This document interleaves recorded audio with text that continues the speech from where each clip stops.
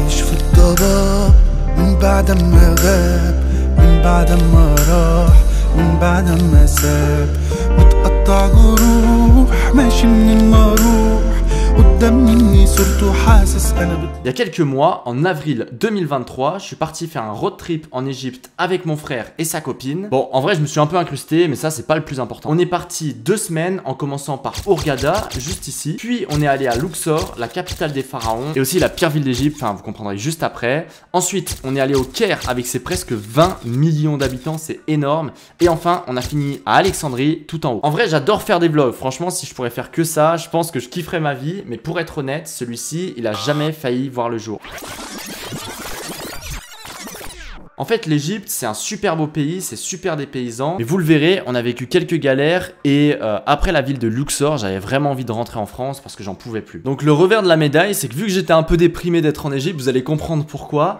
Et bah, j'ai pris beaucoup moins de plans et beaucoup moins de vidéos dans la ville du Caire et dans la ville d'Alexandrie et beaucoup plus au début. Donc parfois, je mettrai des images de synthèse ou d'autres images que je trouve sur YouTube pour vous illustrer un petit peu ce que j'ai vécu. Il y aura toujours mes propres plans, hein, bien évidemment. Mais au moins, vous êtes avertis et je mettrai un petit arrobase, je mettrai un petit truc juste en dessous pour que vous voyez la différence. Bon, pourtant avec le recul, j'aimerais bien y retourner et ça a vraiment été une expérience de dingue. Et durant ce périple, il s'est passé 1 million de choses. On a fait du chameau, du quad, de la plongée, on a vu des souks, des mosquées, des temples, les pyramides. On s'est aussi retrouvé dans des sacrés bourbiers, vous allez le voir notamment au Caire. Et accessoirement, on a failli mourir plusieurs fois et surtout quand vous allez voir comment ils conduisent, c'est vraiment une dinguerie. Donc bonne vidéo à vous et je vous laisse avec la première ville. Alors, à l'époque où on est parti en pleine manifestation en France. Je crois que c'était pour les retraites. Donc, on a décidé de ne pas partir de France parce qu'on ne sait jamais s'ils nous annulent notre vol. C'était un peu bête. Donc, on est allé jusqu'en Suisse et destination directement Hurghada. Donc, on est arrivé, je sais plus, autour de 16-17 heures et on n'a rien fait de fou la première journée. On a visité un centre commercial. C'est assez marrant parce qu'ils ont des magasins qui s'appellent Lidl et dedans, ils vendent des contrefaçons Louis Vuitton et des faux iPhones. Donc, on est allé manger simplement. On a retrouvé notre hôtel. Hurghada, en fait, c'est une station balnéaire de près de 80 000 habitants qui s'étend sur 40 km le long de la côte de la mer Rouge en Égypte et elle est réputée notamment pour la plongée sous-marine. Par contre, c'est une ville qui est vraiment ultra touristique. Il y a des hôtels de partout et il y a vraiment des touristes de partout. Le lendemain, on en a profité pour visiter la ville, donc voir la vie sur place, etc. Le matin, on est allé faire un petit peu les souks. Donc là, ça a commencé à être le début de la dinguerie. Tout le monde vient t'aborder. Enfin, quand tu es un touriste et surtout un touriste blanc dans un souk en Égypte, vu que c'est un pays qui est assez pauvre, en fait, ils essayent tous de te retirer de l'argent, ils essayent tous de te vendre quelque chose, ils essayent de forcer pour que tu rentres dans leur magasin. Et ça, c'est un peu chiant, mais sinon, c'était quand même assez intéressant.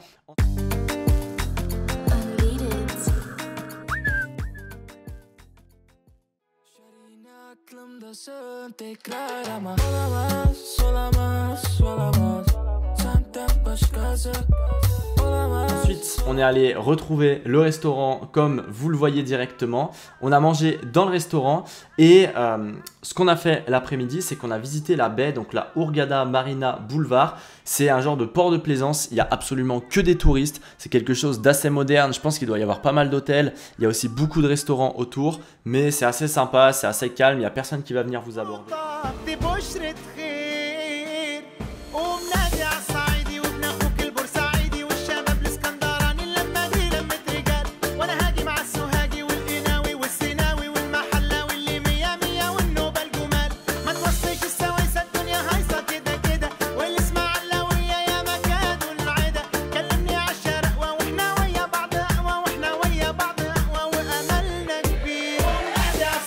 Bon, là on se retrouve là, juste à côté il y avait, juste derrière la barrière là il y a tous les yachts et il y a tous les restos et tout. Et là bah c'est pas le même cadre. Je pense là c'est les Égyptiens qui habitent et derrière cette barrière là c'est pour tous les touristes. Après sport, on est allé à la grande mosquée juste en face, c'est la mosquée Al-Mina. Et malheureusement, on n'a pas pu rentrer dedans parce qu'on était en pleine période de Ramadan. Donc il y avait différentes prières et c'était pas ouvert aux touristes. Puis le soir, quand on est revenu, on est retourné se baigner dans la mer Rouge.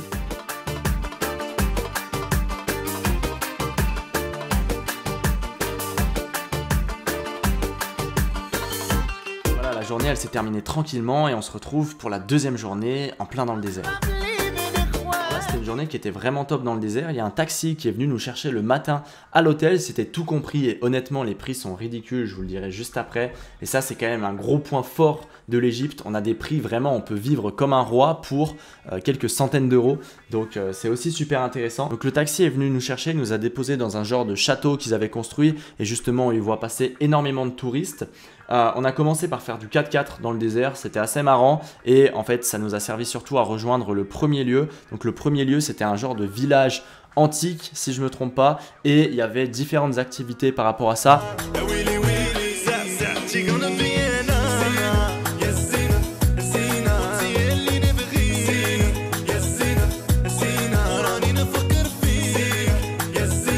Ce qu'on a fait, c'est qu'on a fait un peu de chameau là-bas, donc on a fait juste un aller-retour. Après c'est pas terrible parce que on voit que les animaux sont un peu exploités. Et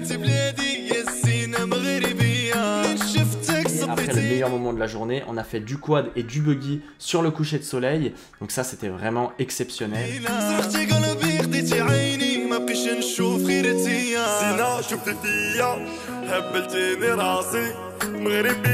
Et à la fin, on a eu un repas qui était compris aussi avec un spectacle. Donc il y avait un cracheur de feu, vraiment il était dingue ce spectacle. Il y avait un cracheur de feu qui était vraiment très fort et après il y avait des danseurs, etc.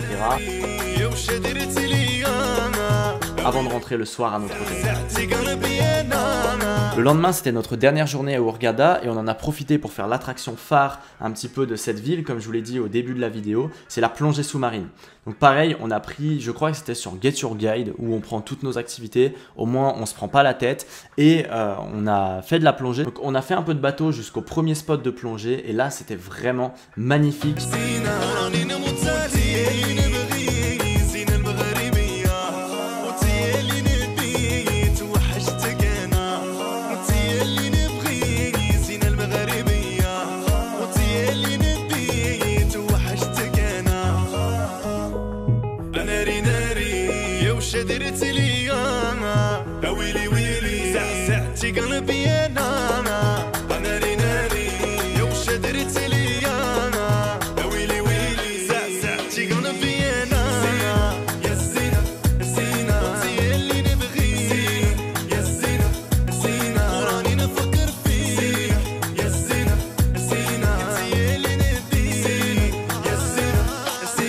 Ensuite, ce qu'on a fait, la deuxième partie de la journée, c'est qu'on est allé à Orange Bay. Donc Orange Bay, c'est quelque chose qui est totalement touristique. Ils ont vraiment construit ça pour Instagram, on dirait. Il y a vraiment des spots de partout, on peut prendre des photos, etc.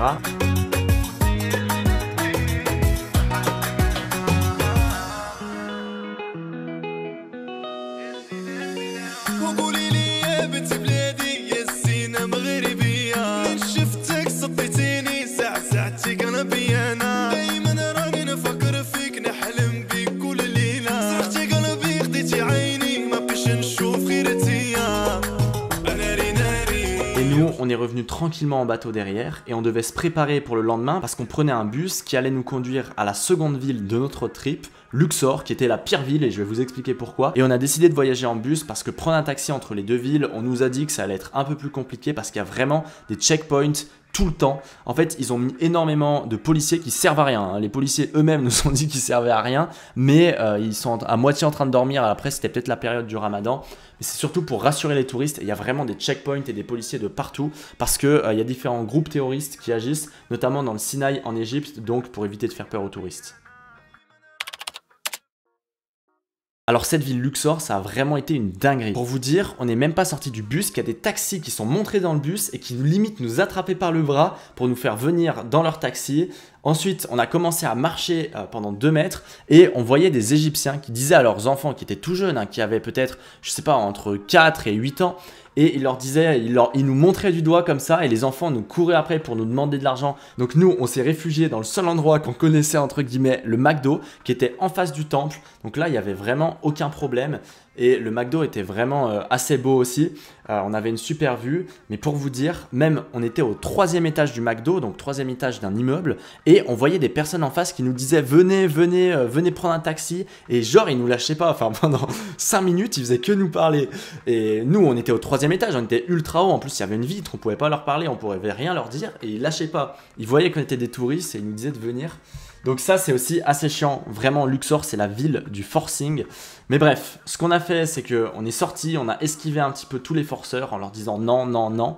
Et après on a pris un bateau. Pareil, Luxor et la ville est divisée en deux et il n'y a aucun pont, donc vous êtes obligé de prendre des bateaux. Et vous avez soit les bateaux un petit peu, ils sont pas illégaux mais c'est les bateaux faits par des personnes qui vivent à Luxor, enfin c'est leur métier de faire ça, de vous faire traverser, soit par la ville, et les personnes qui font ça, donc en fait elles prennent le maximum qu'elles peuvent, même si la traversée coûte pas très cher, je crois que ça vous coûte 10 centimes avec la ville, et les personnes qui vivent de ça, donc je sais pas comment les appeler, mais ils essayent de vous facturer 5, 10 euros la traversée. Au final on a réussi à négocier, vous faites genre que vous n'êtes pas intéressé, vous partez, ils négocient d'eux-mêmes tout seuls, ils vous courent après. Et on a traversé l'eau, on a rejoint notre hôtel, vraiment super sympa, je vous mettrai quelques images juste là. Fin du ramadan, là le soleil est en train de se coucher. Juste là-bas, le soleil se couche. Là on est sur les toits de Luxor. Franchement on voit de la verdure, on était dans le désert jusqu'à présent à Hurghada, là on est à Luxor. Il y a de la verdure vu qu'on est juste à côté du Nil. Ça fait plaisir et on est dans un endroit assez typique, les routes, les petites mobylettes, les bâtiments. On a demandé aux propriétaires, alors là c'est nos vêtements, on a demandé aux propriétaires pourquoi ils construisaient les bâtiments genre étape par étape, parce que il y a plein de bâtiments qui sont à moitié finis mais de partout et dans toutes les villes. Et en fait ce que les Égyptiens ils font, c'est qu'ils commencent à construire, dès qu'ils ont plus d'argent ils arrêtent et ils construisent petit à petit, enfin c'est ce qu'il nous a dit. Et là par exemple tous les bâtiments, même là-bas, qui sont à moitié construits, bah, dès qu'ils auront de l'argent ils vont construire, rajouter des étages jusqu'à que ce soit fini. Et des fois bah, ça peut prendre beaucoup de temps.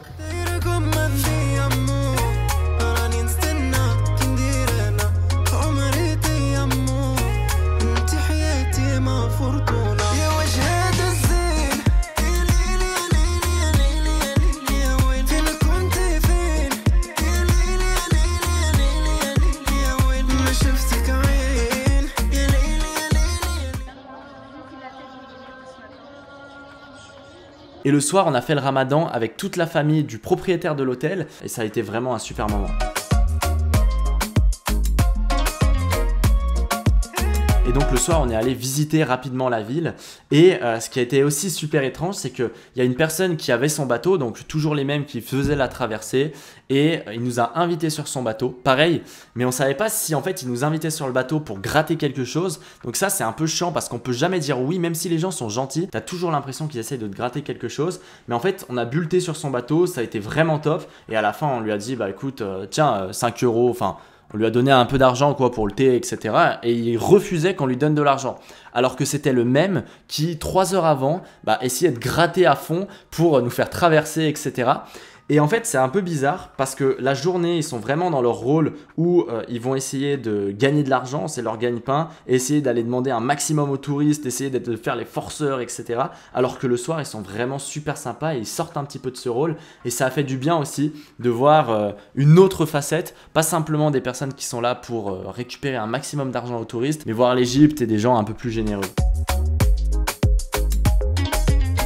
Et en rentrant, on en a profité pour jouer au foot avec les enfants du quartier et c'était vraiment super. Ensuite, les jours suivants, on a visité des temples, des tombeaux de pharaons. Alors ouais, c'était beau, mais honnêtement, c'était pas du tout ce que j'ai préféré. Sachant qu'il y avait vraiment du soleil de dingue parce que les temples sont en plein désert, donc il fait super chaud malgré le fait qu'on était fin mars. Début avril et là c'est vraiment la réunion de tous les touristes, donc il y a des forceurs de partout, mais vraiment il y a des forceurs de partout, même dans les temples. Les guides essayent de vous demander de l'argent. Si vous prenez en photo et qu'ils sont sur la photo, bah, ils vous demandent de l'argent parce qu'ils apparaissent sur la photo. Ils vous disent gentiment bah tiens on va vous prendre en photo, etc. Et après pareil ils vous demandent de l'argent et vraiment il y a des forceurs de partout et ça c'était vraiment chiant. Et surtout que moi j'en avais pas grand chose à faire des temples, enfin c'est assez joli mais c'est pas le truc qui m'intéresse le plus. Donc c'est pour ça que c'est l'une des villes que j'ai moins aimé. Et pour être honnête, j'ai même eu envie de partir après les temples. Parce que, en fait, on peut rien faire. On peut pas sortir sans qu'il y ait une dizaine de gens qui viennent t'harceler, qui viennent te demander de l'argent, etc. Et j'ai trouvé ça assez chiant.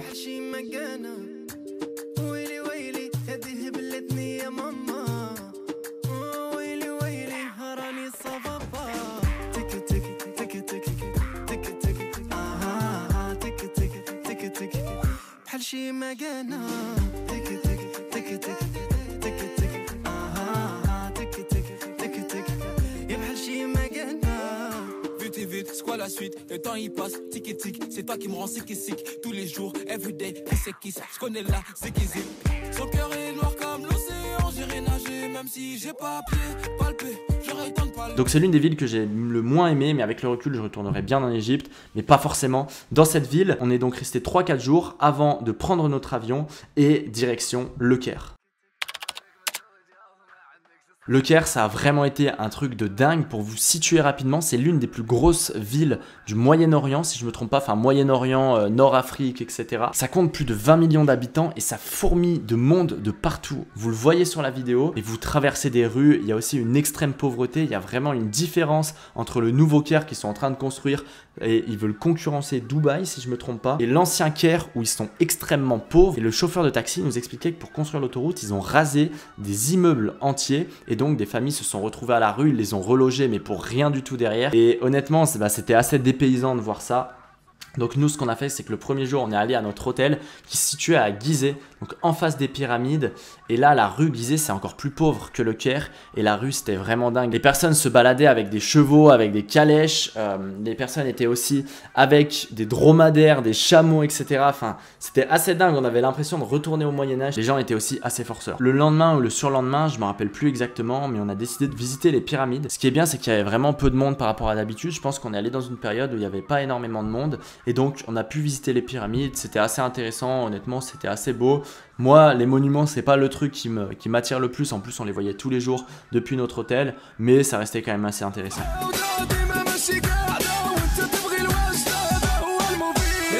Un peu plus loin dans notre séjour au Caire, là ça a été vraiment un truc de dingue. Ce qu'il faut savoir, c'est qu'on est parti pendant le Ramadan. Et du coup, à 16h, au coucher du soleil, c'était 16-17h, c'était vraiment assez tôt. Bah, tout le monde partait. Et tout le monde rentrait chez soi, donc il y avait vraiment du monde de partout.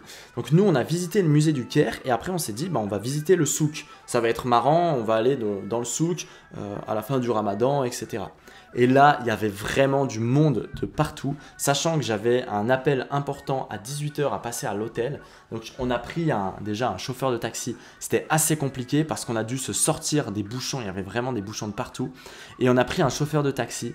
Et là, on s'est vraiment rendu compte de la conduite. Je ne vous ai pas parlé de la conduite sur les routes en Égypte, mais déjà il n'y a pas de ceinture de sécurité, pas de clignotant, rien du tout, et tout au klaxon. C'est-à-dire que si on veut qu'une personne se décale, c'est au klaxon. Il y a des personnes qui roulent à contresens, il y a des gamins qui sont en calèche sur l'autoroute, il y a des personnes qui traversent l'autoroute à pied parce que pareil, il n'y a aucun feu rouge, aucune ceinture de sécurité, mais il y a aussi aucune règle en fait. Il n'y a vraiment aucune règle. C'est-à-dire que notre chauffeur de taxi, il doublait la police par la droite, en téléphonant au volant, mais il y a vraiment zéro règle. Et donc, c'était aussi assez dingue à ce niveau-là. Et j'ai pas pris la vidéo, mais le chauffeur de taxi qui nous a ramené ce jour-là, c'était vraiment Fast and Furious. Il conduisait, mais on passait vraiment à quelques centimètres des voitures en face de nous. Et on s'est dit, mais c'est pas possible, on va mourir. Il roulait à 110 sur une route ultra bouchée. Parfois à contresens, enfin c'était vraiment dingue, mais ça a été aussi ça, c'est l'un des meilleurs souvenirs que je garde de ce voyage en Égypte. Donc après avoir visité le Caire, on est parti à Alexandrie. Alexandrie, c'est la ville la plus européenne, donc c'est-à-dire que c'est l'une des villes les plus modernes. Il y avait des feux rouges, ce qui peut être dingue, hein, mais il y avait aussi des passages piétons, etc. Mais quand on ne voit pas en Égypte pendant 2 semaines, bah, ça fait un peu bizarre. Et ce qui est bien, c'est qu'il y a très peu de touristes.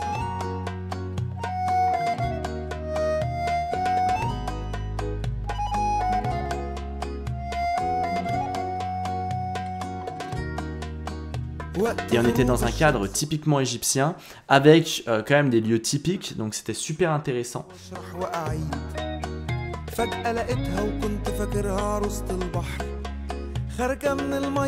on en a profité bien évidemment pour visiter la fameuse bibliothèque d'Alexandrie. On a fait le tour rapidement et ensuite on est rentré en France.